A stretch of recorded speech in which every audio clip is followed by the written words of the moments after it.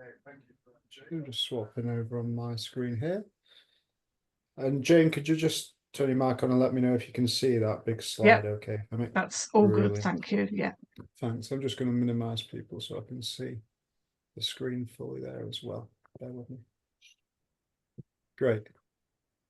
Okay, I think we're off and running there. Zoom's a little bit new to me, so not too familiar with all the buttons. Well, good evening, everyone. And thank you to Jane for inviting me to speak at this evening's public meeting and the last one before the summer break as well.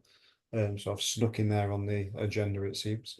As Jane said in her introduction, I'm going to talk about Northampton's active quarter because as was mentioned there, the name is starting to pop up more and more frequently in different places. So a good opportunity for us to talk a little bit about what is the active quarter and some of the projects that we've been doing as a partnership in Northampton as a group. So just a little bit about me to begin with, for those who aren't familiar with my background. Studied my PhD at Manchester Metropolitan University in exercise physiology, where we looked at physical activity and older adults' cardiovascular health. Following that, I had a short stint in Active Cheshire as the strategic lead for active design, and this is really where we started to look at the built and natural environment and how it can be used to help promote physical activity, health and well-being amongst populations. I then joined the University of Northampton in January of 2019 within the discipline of exercise physiology in the sport and exercise science team. I've since gone on to become an associate professor in physical activity and health, as Jane introduced my title at the start of tonight's talk. So a lot of my work is sort of around physical activity and public health. And we do a lot of work with different organisations in the local area and a big focus with the local authority as well, particularly their public health team, to try and promote physical activity and good health amongst residents.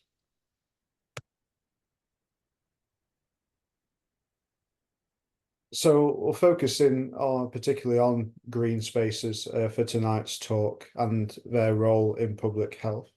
And just as we were going into the sort of the first COVID lockdowns, there was a report out from Public Health England advocating for the use of green spaces as a public health asset and trying to make the most of these spaces to promote good health and well-being amongst local residents. And they came out with several recommendations at different levels. I've just pulled out the policy recommendations here.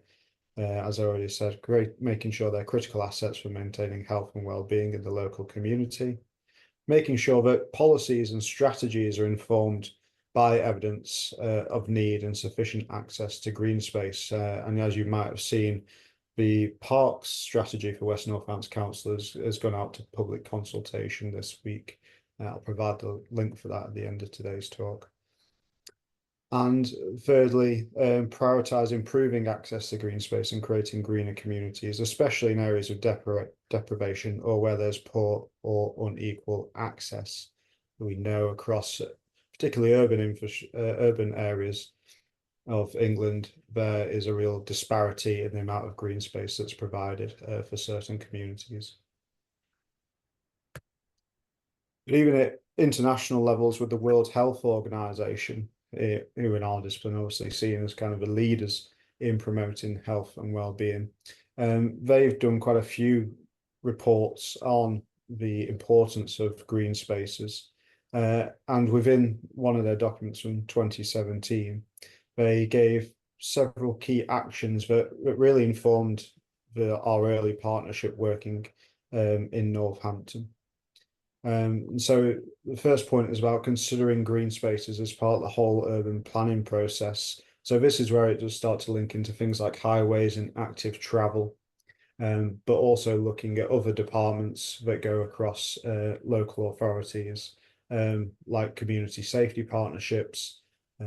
We've got things like social prescription as well, and other domains of the council like economic development, heritage and tourism. they say that when you're implementing interventions into green space to try and promote their use, then the most effective approach is to use a dual approach, which means using both physical and social changes in order to try and stimulate more access to green space. So it could be one thing to maybe putting wayfinding signage or putting in new paths, but if you can combine that with perhaps group activities, volunteering activities that get people into those spaces, then those are seen as the most effective ways to get people visiting green spaces more frequently. Crucially, there's a big sense of public ownership over green spaces. These are parts of people's lives. A lot of people volunteer to help upkeep their local parks, and therefore local authorities and other organisations involved in the management of parks need to ensure that the local communities are involved in early stages and throughout the ongoing process of when it's coming to designing and planning for changes to their local parks. It's really essential, and parks are one of the few free public spaces that we tend to have left in our country.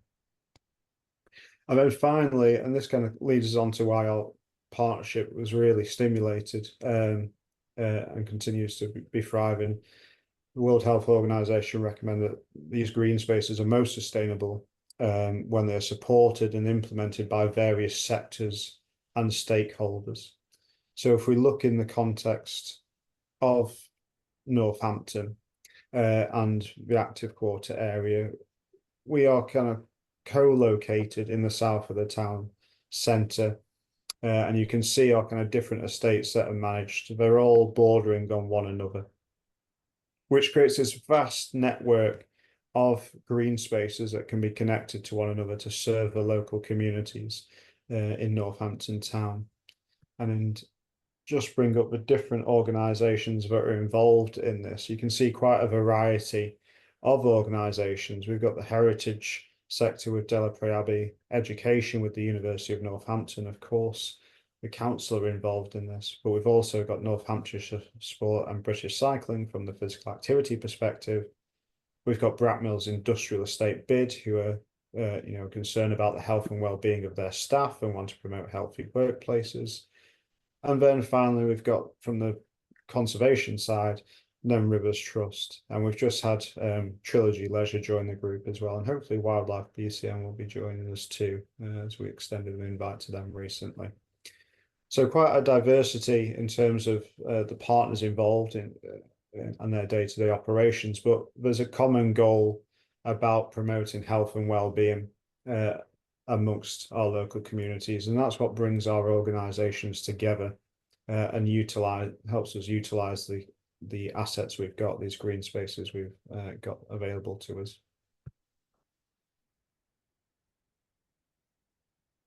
So we did an audit of the green spaces in that area that I just had on the screen. And around 90% of that land is owned by West Northants Council. And so we felt it was really important to, I suppose, get a stamp, a seal of approval, a nod from them for our very informal active quarter partnership. This partnership has no funding behind it. It's just organisations coming together on goodwill because they believe that we can be greater together and achieve more by collaborating. So what we did as one of our first steps was to write a paper that went to Cabinet, and that went to them in 2023 for their January meeting. And it had good support from the councillors involved in West Northants Council, but also from opposition councillors as well, which was really pleasing for us as a partnership to see that sort of response. And the paper went through and has been well supported ever since. So we've got that kind of recognition from the council that this partnership's a good thing for the town and for the wider local authority, and that we can keep pushing forward with it.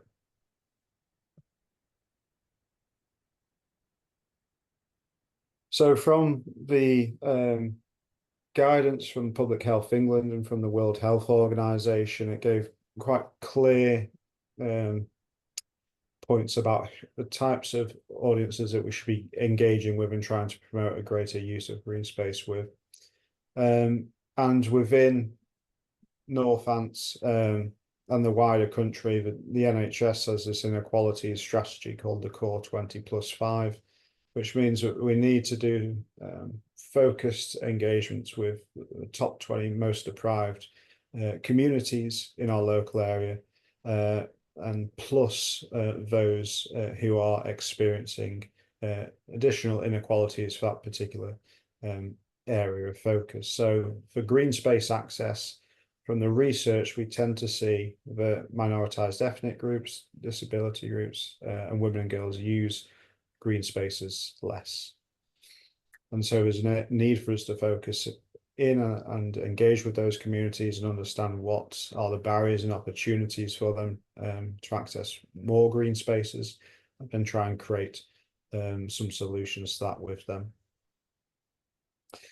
On the graph here, you can see that the black outline is the outline of the active quarter partnership area where we're working. And then the different shades of red illustrate the areas of deprivation. So this is an outcome known as indices of multiple deprivation, and it's commonly used by government to look at where there's areas of inequality for a community. So the darkest red is where we've got the highest level of deprivation, and we can see on the borders of these green spaces there's some quite high levels of deprivation, particularly towards the centre of Northampton. And so there's an opportunity for us here to promote the green spaces within this active quarter partnership, so that people living in those deprived areas can access green spaces and thus get the health and well-being benefits from being exposed to those green space environments. Particularly in the north, top of this map, excuse me, at the top of this map, this is where we tend to see the least amount of access to private gardens as well. There's about 30% of residents here don't have access to a private or shared garden. And so public green spaces become really important for them in order to... Could you say what those are? What those, which district that is? Or I can't quite tell from the map. Yes, of course. Thank you for shouting up on that. So can you see my mouse on screen? Yep. Yeah, cool. So where I'm pointing to here, this is Beckett's Park sort of area. And straight above, we've got the sort of hospital region here, and we've got the Billing road around here.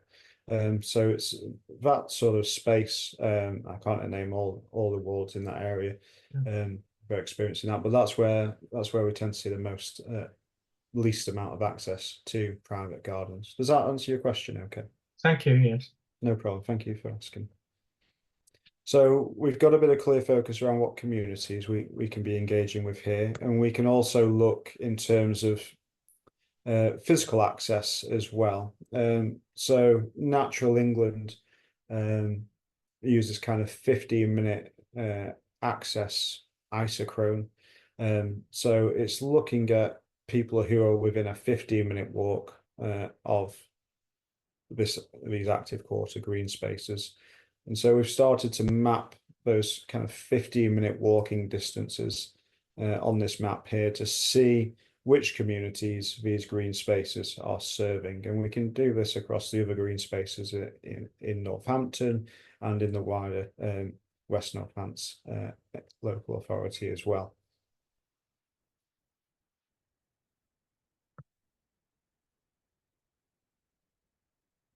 So we've got a really strong idea about what communities we need to go and engage with. And now I'm going to move on to some of the work we've done so far to try and increase access to green spaces within this active quarter partnership. We've done a few different ones. We've done some stuff with Brackmills Industrial Estate. But for today, I'm going to focus in on the work we've been doing with Delapre Abbey within Delapre Park. As that was kind of one of the first partnerships we formed for research and evaluation. And we're going to show you the journey that we've gone on with Delapre Abbey, but also with the local community as well, and capturing their voice by using research and the benefits that that's caused in terms of securing funding and seeing actual change within the park as a result of that community input. So when we first formed this partnership with Delapre Abbey, it was around late 2020. I think we were coming out of one of our first COVID lockdowns when we were just allowed to be outside again and start meeting people outside again. And as I said, I was fairly new to Northampton myself as well, only landing here in 2019. So when we went on a tour around the Abbey and the park, we've got this 550 acres of parkland. It's really diverse in terms of its offer as well. You've got the woods, you've got the historic battlefield as well, from the War of the Roses, and you've got this lake as well, which is like tucked away at the back of the park. And one of the things kind of realized as we were walking around, wasn't really any wayfinding. There's very little signage that told you which way to go, where the paths go. And when you're surrounded by woodland, you don't know which way to turn a little bit.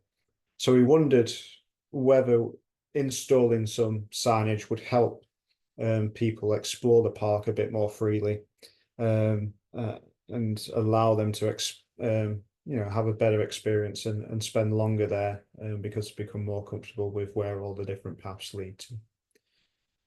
So with that idea in mind, we were able to secure funding from the University of Northampton to install a series of signs to create a looped walking route through the park that went through all these different key places like the woods, the battlefield, and the lake. And this was a project that was in partnership with Delapre Abbey Preservation Trust, but also Northamptonshire Sport, and West Northampton Council also gave us the green light to do the project because they own the park.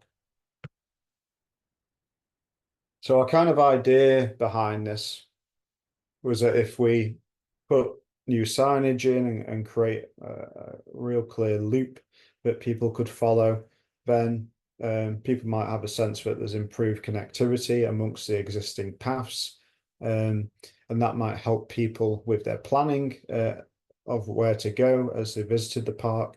It might make them feel safer as well because it's a structured route that they could follow if they wanted to, and it made them feel like that route had been audited and it was all safe.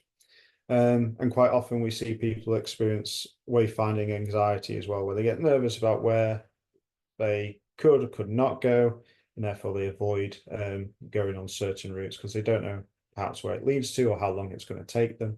And so they just stay maybe close to where they park their car or their bicycle or the bus stop. And we hoped by kind of changing these judgments of the visitors of the physical environment, that would help lead to more social interactions amongst them and other park visitors. They might use the green space more and have a greater appreciation of what that green space offered, which would help enhance their well-being, but also increase their physical activity. So this is a visual representation of what we were kind of hypothesizing, and this is often called a theory of change, which is sort of the starting point for any new project that is looking to kind of change behavior. So can I just ask a question then? So did you just put up the new signs, or did you go out and tell people you were doing it? So was it part of an overall communication exercise, or was it just let's put the signs in and see what happens? Well, that will be revealed in a moment. Oh, okay, sorry. Lovely tee up for me on that one. Yeah, okay, good. Here we are. Before we installed the signs, we thought it was really important to get some community views on the prospects of this project, and also get some input into how the signs were designed as well. So we began, some of you may recall, we did a press release in the Northampton Chronicle, released an online survey. The survey kind of asked questions which were based on that theory of change model that I had on my previous slide there, around things like safety, the acceptability of having signs in the park, and also what sort of information should go on signs as well. And we had 266 respondents from within Northampton, which was really great for us. This was a really small project, so we didn't have a massive budget to go out and do loads of outreach stuff and things like that. So for this just to go out as an online survey and get this sort of response, we were really pleased with. And it gave some really nice insights as well. The majority of respondents were really supportive of having more signs in public parks. They thought it was a really helpful idea. And you can see that some of the things we hypothesized in our theory of change are actually coming through in the answers. So I've pulled out some quotes from some of the open text questions and put them onto the slide here. I'll just read a couple out. So the first one says, I like to explore the paths that are signposted. And then that gives me the confidence to explore further, knowing I can find the pathway back. I think having clearly defined parameters would encourage people to explore that little further. And just having signs pointing us in the right direction would be a great start. So there was a clear appetite there for signs to be installed. And we could see that these play on certain aspects of the behaviour change with things like confidence and encouragement and safety as well. But not everyone was supportive of the idea, which is to be expected. We're never going to get 100% agreement with something. And we got some interesting comments as well come through. So the first one says, I think directional signposting totally takes the fun and adventure out of a walk. It loses that sense of enjoyment from exploration and discovery.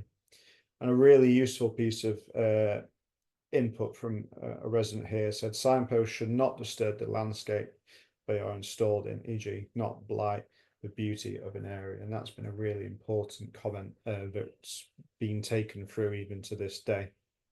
And I'm sure you'll pick that up as we get through the slides. But this kind of illustrates that infrequent versus frequent visitor attention. People who visit the parks frequently do so because they like what it offers, it meets their needs. Whereas you've got that infrequent visitor who isn't coming that often, probably because it doesn't meet their needs, and we need to understand, well, what are their needs and how can we support them as well, and create that balance. In terms of that not a blight on the beauty comment, which I'll come back to, for us, it's not really that surprising to get that sort of comment if we think about, well, why do people go to green spaces in the first place? One of the theories from the research literature is called attention restoration theory. And it says that people visit green spaces in order to restore their brains after a high amount of attentional fatigue. So if we think about it in the concept of, when we're all in lockdown, which is when this work was taking place, very high stressful time, a lot of working from home, and that ability to go out into those green spaces have that kind of really restorative effect for some people to overcome those really daily stresses of being stuck inside. And the theory suggests that there's kind of 4 key properties that help with this restorative effect. Firstly is the extent. So this is about the scope, the amount of green space, the variety of green space that you're immersed in. If you've ever been to a woodland field which has got loads of wildflowers in it, lots of different colours, lots of different varieties of plants, that seems like a richer experience than going to a grassy field and just seeing grass, for example. The second one is being away, so escaping that habitual activity. So that could be urban environments, big built-up city living, or it could be just daily stresses of life through work and other sorts of things like that. The third point, which is often seen as the most important, is soft fascination. So as we walk through these green spaces, then it effortlessly captures our attention. We might notice the birds and other wildlife as they fly past or run past. We might notice different flowers that are starting to bud as well. And the final one is compatibility. Well, people must want to be in that green space in order for them to get this restorative effect. And we pulled out this really nice quote from one of the projects we did where we were walking through different parks in Northampton and interviewing visitors as we went on a walk with them. And we've got this couple here, Jim and Kirsty. These are different names to protect identities. But you can really see the application of that attention restoration theory in this quote. I'll just read it out to you. So they begin with, "How beautiful is it?" Demonstrating the extent here of seeing the beauty of the green space. "It makes you feel good to be alive. A mile up the road, you've got the town centre, and this is so quiet."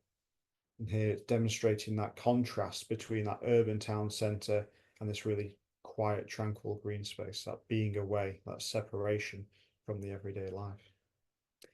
"It's like an oasis. Sometimes you just stop when it's really quiet and you hear the birds," illustrating that soft fascination of bird songs capturing their attention without any effort. "We've recorded them just on our phones so that when we go home, we can play it." And again, that compatibility, they want to be immersed in that green space and that audioscape, even when they're no longer there. And a really lovely quote from one of the interviews we did in the parks, showing that attention restoration theory. And so we can understand why people might have a bit of apprehension about putting signs into a green space, because a sign, if we think about it in terms of like urban signs, they can look really kind of city-like, you know, steel posts, metal signs. They're not very attractive. They really don't fit in with that environment. So if people are trying to escape from an urban environment like a town centre, they don't really want to be reminded of that by seeing infrastructure that wouldn't really look out of place in a town centre. So a really key point that was pulled out from that initial survey. Also from the survey, people gave us some insight onto what information should go on signs. Some of the information is not surprising. So directional arrows. The total distance of the route was proved really important as well as we went through the project. Consistent colours and fonts. A map of the route was really key. Local information of interest to help people engage with the nature, and also emergency contact information as well. Particularly important if they're in an area they're unfamiliar with. You know, where's the closest defibrillator, where's the closest hospital, where's first aid, things like that are quite important. So we took that insight from that survey of 250 plus residents and helped design our signs. You can see an example here. They're placed on wooden posts and they're kind of slim, small signs as well. So you have to walk up close to read them. So hopefully they're not kind of causing that conflict between the natural environment and the built environment as well. One of the key findings coming out from this as well is that people don't want motivational statements on signs either. You can see some examples of motivational statements on previous projects up and down the country, such as this Walk for Life totem here, and there's another running challenge one as well. That really turned people off. People aren't kind of going in there into green spaces to do physical activity, to encourage them. You know, they're trying to relax, they're trying to explore, so they don't want to have any feelings of competition when in them spaces, which was a useful finding as well to take forward. And so, as I said, that survey happened in early 2021. We've ended some baseline monitoring of footpath usage throughout Delapre Park between May and August 2021. And then we installed signs and opened them at the beginning of September 2021. And that ran for a year. So on my map here, for those of you who are familiar with the grounds of Delapre Abbey in the park, we've got the Abbey here where my cursor is pointing. And then the path runs down through into Charter Wood towards the lake, and over on the left hand side we've got the historic battlefield as well. So the blue line around here illustrates the walking route that we set up, and the red dots illustrate where we had signage as well to help direct people along this circular route.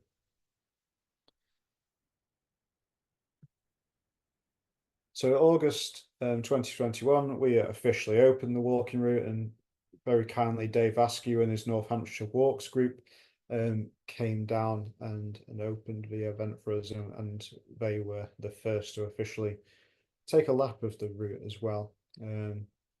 As you probably all know, Dave Askew's Northamptonshire Walks website was huge at this stage, helping thousands of people across Northamptonshire and beyond explore their green spaces as people wanted to get out and during these lockdown periods. During the year of us trialing these signs, we used some different techniques to look at people's use of the walking route. So we used manual observation, which meant that researchers stood along paths and counted the number of people that they saw and the type of activities that they were doing. We used automated observation, so we had infrared counters stationed at various bottlenecks across different footpaths in the park, which automatically monitored footfall throughout the entire day. And we had online intercept surveys as well. So at the end of the walk, people are encouraged to scan the QR code on the sign and complete a short survey to tell us a little bit about who they are, how often they visit, what made them decide to follow the route, and what their experience was like as well. So after 12 months of having the sign in place, we analysed the data. A little bit unsurprisingly, to be honest, there was no change in footfall along the paths that we monitored on this route. That wasn't too surprising for us, because we've seen from other research, after 12 months of these sorts of walking interventions, you don't typically see a change. It's normally years 2, 3 and beyond that you start to see some sustained increases in footfall. So that was kind of on par with what we're expecting, but there were some really good signs of early progress. So from our visual observations at the 12-month follow-up, nearly a quarter of people who were walking along that route at the time were doing so because they were following the signs. And from the intercept surveys as well, we had some really useful comments coming through, showing that people were using the signs and it was helping them to safely navigate spaces they were unfamiliar with, visiting for the first time, and also having the walking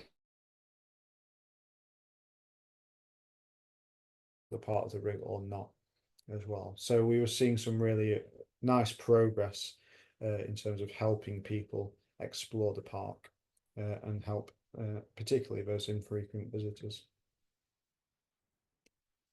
So going back to our original theory of change model, a lot of our hypothesized processes were confirmed apart from the societal norm piece. So we thought, well, if people are walking along the route, it might make other people think that walking in the park is a normal activity that everyone does, and we tend to follow social norms in a lot of cases, but that didn't really come from the evidence we got. From the initial survey as well, we were able to build in unintended consequences as well, and these are always important to consider with interventions, and so you can start to mitigate against them early, and so we've built those in as well. And so some of our key learnings from that particular piece of the project was the need to identify the difference between frequent and infrequent visitors, because they have different wants and needs. Providing the distance of the route really helps people to decide whether they've got the physical capability to follow the route. The signage was really beneficial for infrequent visitors in particular to explore the park. And it's very important for signs to be in keeping with the natural surroundings as well, as much as possible, so they don't stand out and create conflict with that natural green space behind it. Providing information about the footpath services on signs is really important as well, particularly for people with limited mobility, and also families as well who have pushchairs. That came through quite a bit in our discussions with people trying the route. And a key thing that we advocate to all agencies and land managers is this need for co-production with the local community, to ensure there's a clear understanding of context, wants and needs. One of the comments that we kept coming back to throughout the different research we've done is the need for more seats in parks. It seems that at the minute we have a real lack of seating options within our public parks, and this actually discourages people from visiting because they need somewhere to sit and rest, particularly again if they've got limited mobility or health conditions, low fitness.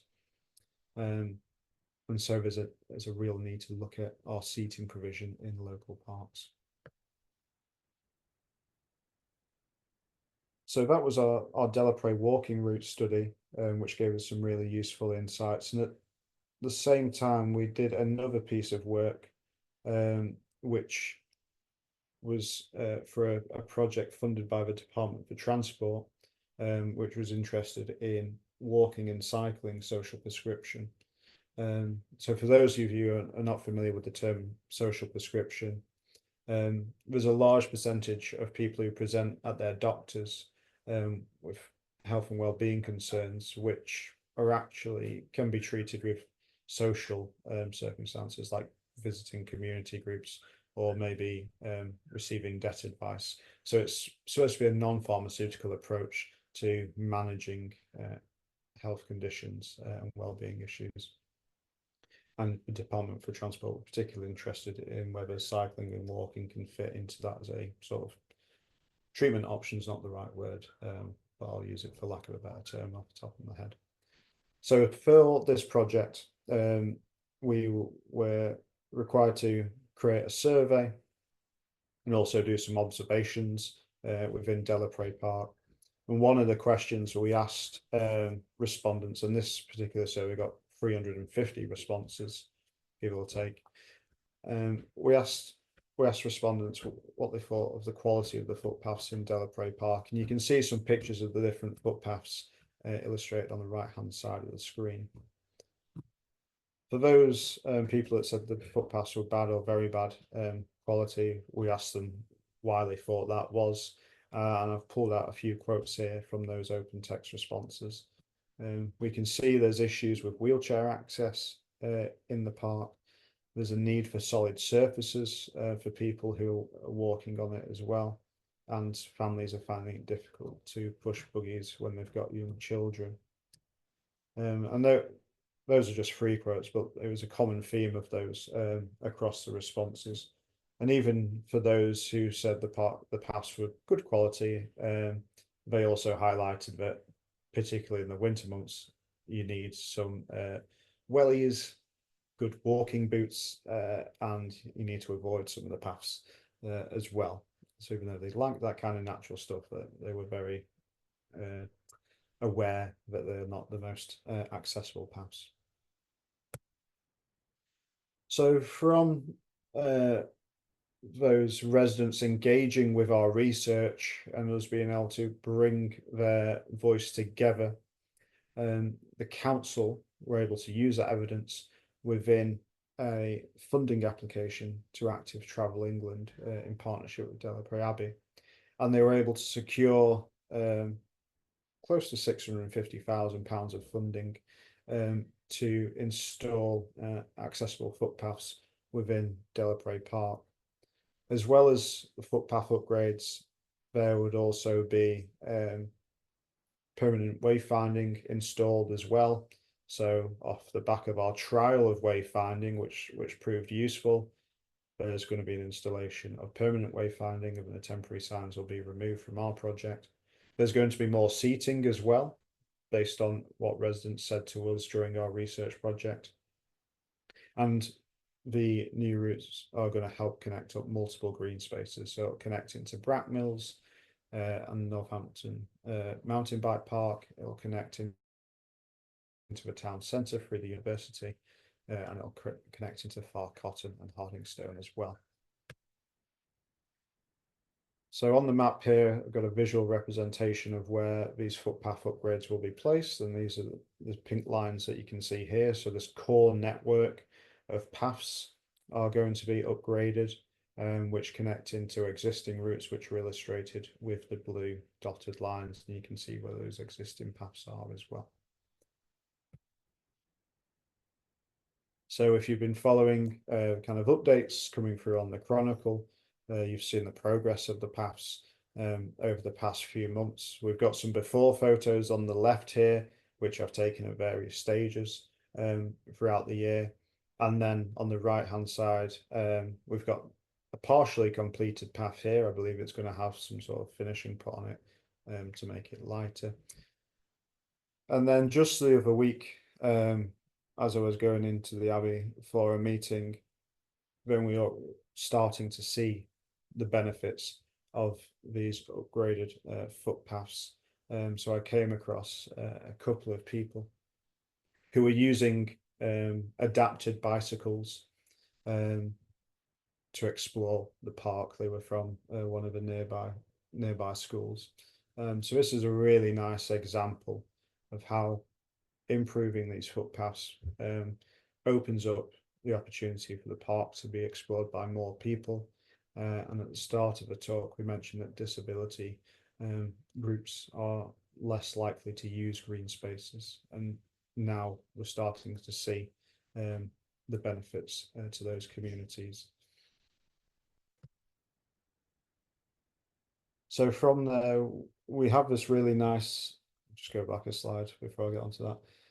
So collectively, the work we've done in the past few years really demonstrates the benefits of using research and evaluation to engage with local communities, to hear their wants and needs, and then being able to capture and record their wants and needs accurately and present those to local authorities and other land managers, who are then able to use it to secure funding to implement the changes that people want to see in their local parks. And this is a really nice case study and something we want to continue to emulate across different green spaces within Northampton, and then reaching further out into the wider Northamptonshire and even into the rest of the country as well. So in terms of the next steps of ways that residents can get involved, we'll be doing an evaluation of those new footpaths in Delapre Park. So come January to March 2025, myself and my colleagues will be doing more community engagement, asking people for their feedback on the new footpaths, and also monitoring their use as well.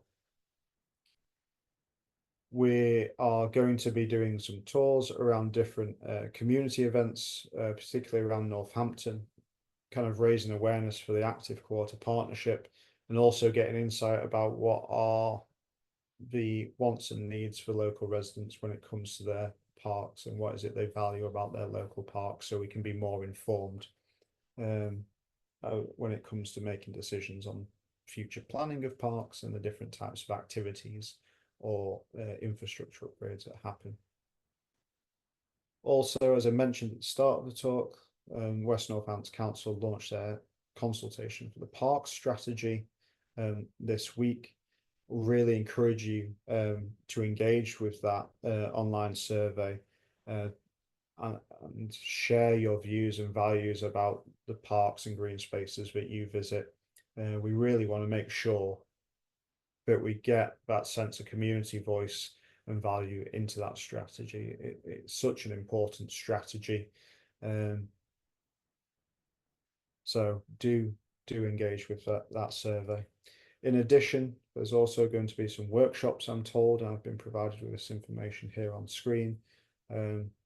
So maybe Climate Action West Northampton as a group want to email the parks team and let them know that they want to be part of these workshops to ensure that climate change angle is in the strategy. There's mention of it in the draft, and I'm sure you've got some really good ideas how that can be strengthened further. For the Northampton Active Quarter Partnership itself, we continue to try and grow our partnership and share what we're learning with people who are in similar positions to us. We're looking at how we develop monitoring protocols so we can actually determine how many people are visiting the different green spaces in Northampton and West Northants, to see if the interventions, the activities, the events that are being hosted are bringing new people into the park who weren't visiting before.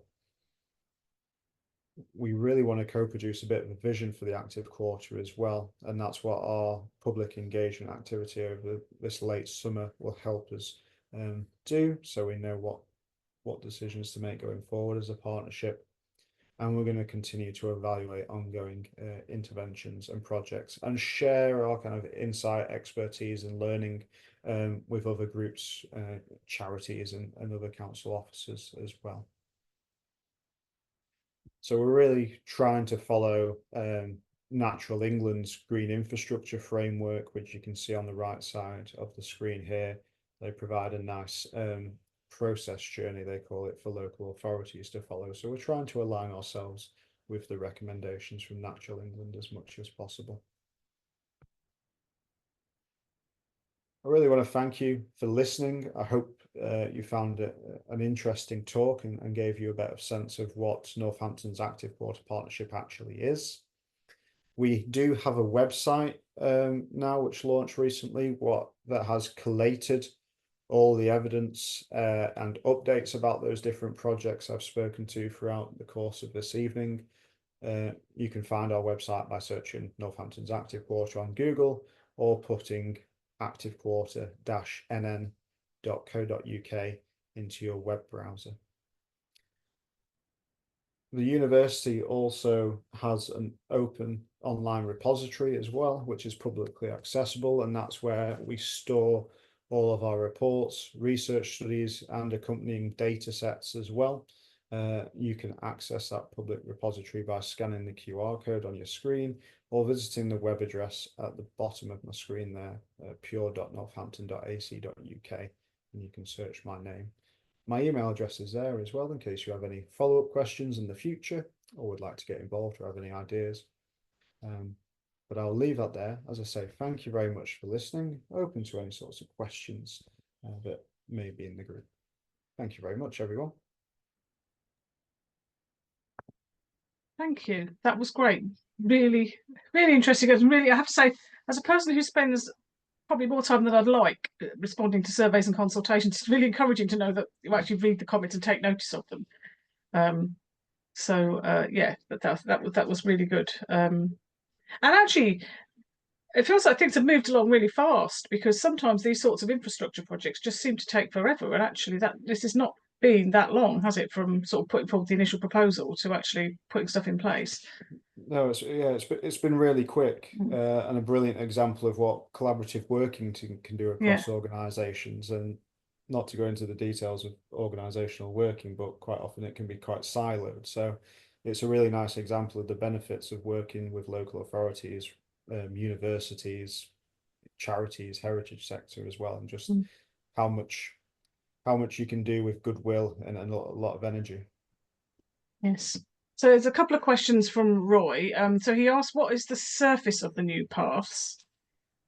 I don't know the exact technical term, but it looks like tarmac to me. So, I've not been involved in that side of things, but from my understanding, they need something that's quite resilient. It gets flooded quite a lot in that park, and things like kind of loose stone, like we've got over in Upton Country Park, just gets washed away. So they needed something that quite resilient and would last the kind of test of time there, because it also has lower maintenance costs as well. Thank you. And Roy has another question, which is, how will you encourage groups to use it, e.g. older men who often don't socialise in the way that women do? I think that's a really good question, actually. It is a really good question. And I would encourage Roy and other members to look towards Delapre Abbey's Wellbeing Hub. So Space to Talk is a charitable group that operate out of there. And it's run by a gentleman called Pete. And they host group walks. They have particular events targeted around men.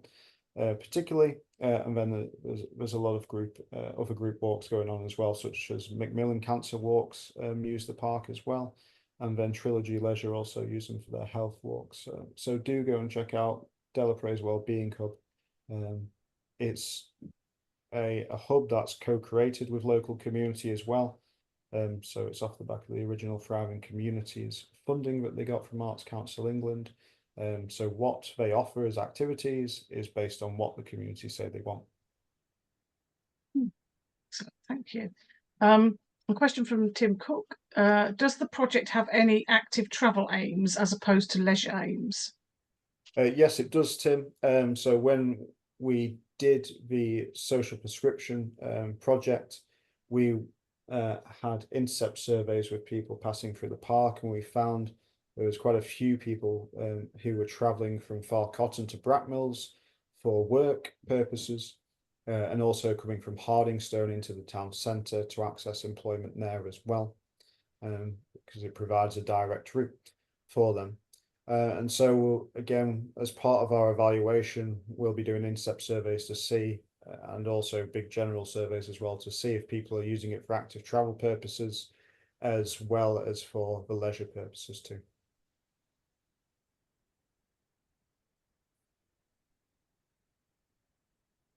Claire, you've got your hand up. Yes. I'm sort of interested in the town centre and how grey it is, and also you mentioned more deprived communities like Abington, but there are some very deprived areas further north in the Mounts, and also in the Eastern District.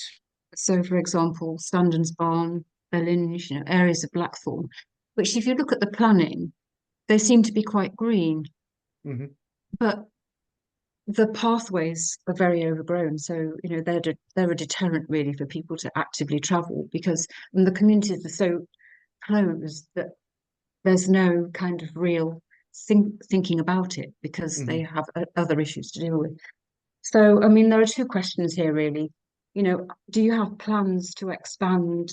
So, and it links to the previous point about travel from a commuter point of view. So, connecting the racecourse, for example, presumably there should be plans really to connect across the town centre, so people can, do walking tours who might not necessarily know Delapre so well because they live on the north side. And I think there are huge opportunities in Northampton for using, the north branch of the river. I can't remember what it's called, where Victoria Park is and the racecourse. And as I see the development plan, there are lots of little pocket parks that are being developed as part of that. But the important thing is to kind of connect those together. And then the other one is to kind of help people, publicly engage people in those deprived areas, to actually get them to think about their active travel. Yes, some really good points made there, Claire. One of the interesting pieces in that draft park strategy is the consideration of the town centre as a park. You will have seen different master plans for around Greyfairs about a linear park running through that. And there's an important piece around, as you say, creating the green corridors that connect up the different parks in Northampton. I think that's kind of an area of focus for us as well as we move forward as a partnership, particularly as a lot of the big parks as well start to think about, well, what can their well-being offer be as well. So I know Abington Park, for example, are quite interested in social prescribing and arts on prescription, things like that, and also the racecourse as well, which has got great organisations like the Umbrella Fair up there that already do a lot of community engagement pieces. But it's how can you make more of the assets are up there as well, because there's a lot of really good tangible stuff in that space, which is very centered in that town centre region. I don't know if I'm answering your question as I go through it, but I suppose yes, plans to expand share learning as much as possible. The park strategy has some key points towards that, and there's also Northampton's local cycling and walking infrastructure plan, which we kind of stress needs to have a good consideration of those green corridors as well, because the National Cycling Network runs along a lot of it in places. I mean, I think I think also, I mean, you mentioned sort of disability and ethnic minorities who might naturally not be so interested in it. So presumably there'll be a different focus for public engagement with communities like that to try and get them involved too. Yeah, absolutely. It's about trying to understand what it Yeah, is, their behaviour. why they don't particularly visit those green spaces as much, and do they get their kind of well-being benefits from other sources instead as well. You know, it's understanding if green spaces are somewhere they want to visit but don't feel like they can. There's been quite a bit of research nationally around that, and it intersects with a lot of kind of societal issues that we see as well around things like structural racism and discrimination.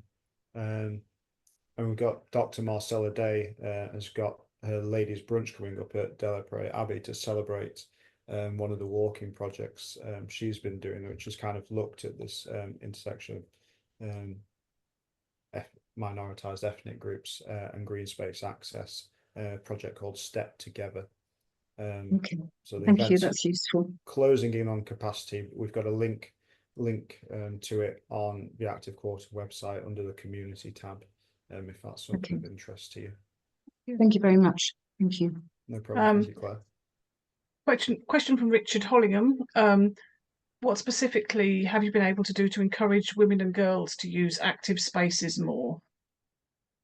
Yeah, so that's a piece that we need to develop further at the minute. As you've seen, we're on quite early in our journey. This is only starting around kind of late 2021, our work. So we recognise this as an important piece to focus on. There's multiple strategies that links into, particularly around in policing as well, and safety. So violence against women and girls, that statutory guidance there, and the serious violence duty. And I guess it's a piece of engagement we need to look at in more detail. At the minute, we know that's a priority, and so that'll kind of be a next step for us, we think. Thank you. And then a question from Harry. Northampton is alleged to have extremely poor air quality. Have you done any air quality measurements in the active quarter to inform people hoping to get outdoors to benefit from breathing cleaner air? Good question. We haven't personally done that yet, no. We know there's different air quality management areas across Northampton. I think it's 8 that we've got in our town. I'm sure I'll correct it if I'm wrong there. And that particularly borders on things like Victoria Promenade, which is right outside Beckett's Park, is one example. And yes, but you know, again, it's one of those intersections of physical activity, park use, spanning across all these different aspects of our livelihood, climate change, air quality. We have to consider everything together with it. So no, we haven't, is the short answer. But again, there's always opportunities to look at that in more detail. Thank you. Emmy? Yes, just a quick comment, really. Great work, Declan. Really great, because obviously you're thinking about the mental health as well as the physical health. That really comes across. And at a time when public health funding has been drastically cut, and we know now that that short-termism is really, we're really paying for it now in terms of health needs and mental health needs. But as you know, because you were at my climate psychology talk, I really believe in this therapeutic aspect of connecting with nature, and it's being well documented. It's hard to describe what it is, but I'm really glad you had the mention of soft fascination. I absolutely love that phrase and feel it's the closest we can get. So just wanted to say great work. I love the waymarking thing. I wanted to say again one more comment more than anything. I know we've run out of time. It's interesting about getting the negatives about the waymarkers, because to me there's 2 types of personalities. There's those like me who loves markers and maps, and there's people who love getting lost. I hate getting lost, but it's a bit of a personality thing. But anyway, that's an interesting point. Yeah, appreciate all the kind words there. Thank you so much.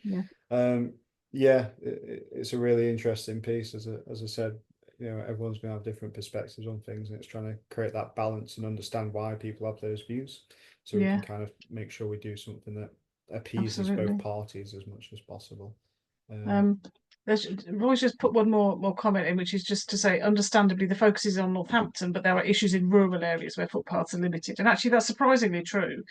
You know, people tend to think you can walk all over the place in the country, but actually you can't a lot of the time. And of course, a lot of the roads don't have footpaths. But I think, yeah, we might be asking to solve too many problems, but I think it's worth recognising that that's. Yeah, Yeah. 100%. We recognise that as well. You know, there's big issues with transport connectivity across rural communities. You know, there's the accessibility of public footpaths as well. So these issues extend way beyond just the urban centres. Obviously, we've started somewhere, which is in the town centre. We're still early in this process, and we hope that our learnings and kind of our partnership working can inspire those who manage those kind of parks in rural communities and other spaces to follow suit, and try and implement their own schemes as well to overcome some of these challenges we're faced with. Thank you. We are sort of really getting to being close to being out of time. Does anybody else have any particular points that they wanted to raise for Declan before? Could I? Can you? Yeah, sure. Go Yeah. for it, Roy. Yes. I just sort of say that I mean our parish isn't different from many parishes, but we've got a lot going on in the world of well-being, health and well-being, and you know, we encourage social prescribing and a whole lot of activities which are aimed at getting the community involved in things. But obviously we're not linking in with the work that Declan's doing at the moment, and he might be surprised to find out some of the things that are happening in rural communities. Yes, always interested to learn more, Roy, and see where we can team up together and support each other's work. So my email address is on the slides. So happy for you to reach out and we can catch up. Yeah, and just to say that you're in Hackleton, aren't you, Roy? Yes, That's yes. correct. Yeah. Okay, thank you. Anything anybody else wants to ask or comment on or say? Okay. In which case, I shall say thank you very much indeed, Declan. That was really interesting. And what I really enjoyed about it was it's showing a practical project that can actually make a real difference to people's lives. So it's not just sort of woolly talking about, you know, people need to get out more and, you know, yes, green space is really beneficial to people, but looking at actually how you can achieve that in practice. I think that was a really useful thing to see. So thank you. Thank you, Jane. Declan has provided me with his slides, so we'll be sharing those after the meeting. Obviously, the recording will be on YouTube as usual, and I'll send out some meeting notes. So thank you, and we look forward to seeing what happens next. We will try to take an active role in future in participating in surveys and such like. So we're always very happy to share things like that through our network if that's of any help too. Yeah. I thought it was brilliant, I must say, Declan. Really good. Oh, thank you. I really appreciate that, and thank you as well, Jane. I encourage everyone to fill in that park strategy consultation. Definitely. And then when you see our opportunities to join in our research come up, then please share your views, share your voice, because it does make a difference. It does matter, and we're really happy to hear the voices of different people engaging with our. So Jane, again, thank you for inviting me to talk to the group as well. No, you're very welcome. Thank you for your time and a very warm evening. So yeah. Yes, yes, and have a lovely summer break, yes. everybody, as well. Thank you very much. Brilliant. Thank you, everyone. Thank you. I'm going to move on now just to talk about a few events that we've got coming up. I know I said that we didn't have any more public meetings in August. We have got a couple of other events I just want to mention. So on Saturday afternoon, we will be having our next quarterly informal social at the museum. So we'll be downstairs in the cafe at the museum from sort of 2 o'clock onwards for anybody that wants to pop in and say hello and have a quick chat. We will be bringing the Corn Lending Library with us. If anybody needs some reading for the summer, then, you know, there are lots and lots of choice of books there. So we'll do that. On Friday, the 2nd of August, Alexina has kindly arranged a tour of Cyan Farms and Eat Curious, which is based at Horton, I'm going to say. Yeah. Yes, it is. Thank you.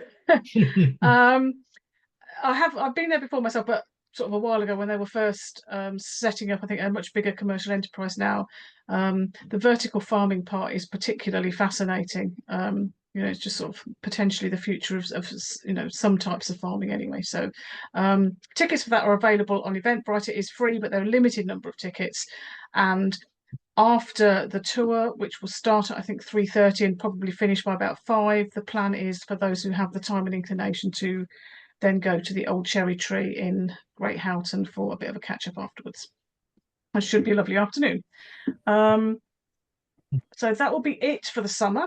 Everybody is welcome to have a lovely time in August without being pestered with too many emails from me. So just to say, there's a few things that are happening in September. Our normal public meeting in September, I don't have a date for that yet, because it is clashing with a special event that we're putting on, which is that we are helping to host a screening of a film about regenerative agriculture called 6 Inches of Soil at the Arc Cinema in Daventry on Thursday the 19th of September, which would have been our meeting date. So we need to negotiate with our speaker for that meeting to move to another date. So I'll let you know that as soon as we have one. But our speaker is a gentleman called Tim O'Callaghan from somewhere called Electric Places. And I don't know, Alex, if you can tell us a little bit more about what that is to whet our appetite for September. Yes, Electric Places, also Electric Corby, and they're involved in a huge range of really great decarbonisation, air quality, energy, renewable energy projects in Corby, Kettering, and slightly more Northamptonshire, which ties in with the kind of the grant programme that Northamptonshire have on the go at the moment called decarbonisation grants, I think. And so I think Electric Corby are the sort of project manage the whole of that program. So they have some really interesting kit which they're happy to lend out to businesses and homes, thermal imaging cameras that we do, stuff that you could put in your car to kind of simulate as if you were to be in an electric vehicle, what difference that would make in terms of your consumption and experience. Various other gadgets, things that you can clip onto equipment it's quite slightly business orientated, their whole program, but useful. So you put in a new piece of kit on the factory floor and you want to see what the energy savings might be with this new piece of equipment, then it can monitor it separately from the rest of the equipment in your business.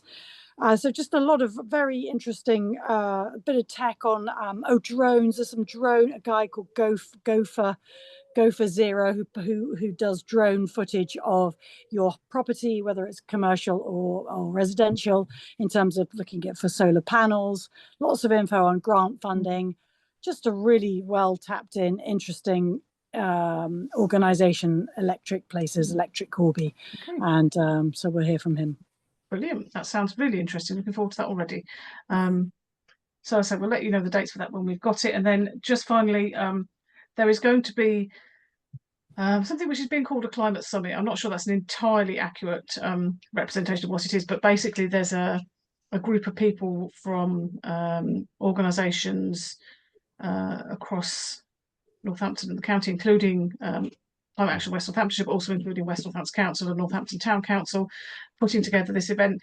It is for parish councillors and clerks, but I know that we have got a number of people that's part of our organisation that are parish councillors. So we'll be letting you have more details of that, but it is on Wednesday, the 9th of October. It will be very much along the theme of this meeting at Delapre Abbey. So an excellent opportunity to explore the footpath